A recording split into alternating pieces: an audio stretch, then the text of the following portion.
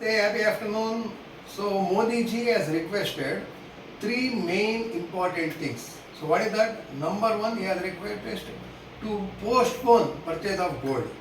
So if you see, lot of jewelry companies are now giving advertisement of exchanging old gold into new gold.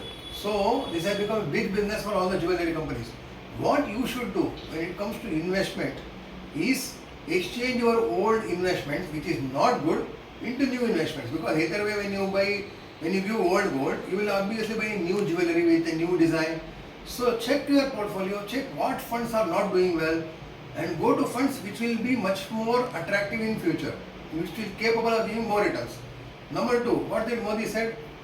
Do carpooling, use more of metro. Exactly, when you are buying one share or two shares, as a direct investment, how many you can buy? One company, two company, five company, 10 companies. But in one single mutual fund, you can have access to 50 companies, 100 companies. So definitely mutual funds work better in diversification when it comes to direct investment, because you are getting more exposure to many companies. Then Modi told the final thing. What? Avoid foreign investment. Obviously India is a beautiful country. You can see a lot of places in India. So focus on India. Exactly when it comes to investment, last 2 years have been amazing. International funds have done really well. International equity have done really well. India has not done well. From Sensex from 85,000 has come down to 75. But the economy has gone up, the GDP has gone up, the profits have gone up, which means India is now very attractive.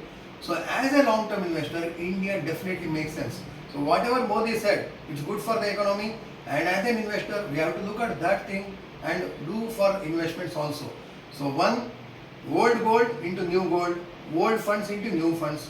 Two, carpooling and metro, same way, not direct investments, come into mutual funds. Three, avoid foreign investment, so avoid foreign equity, come to India, invest in India, because Bharat par bharosa, Viksit Bharat, India will boom like anything. Thank you very much.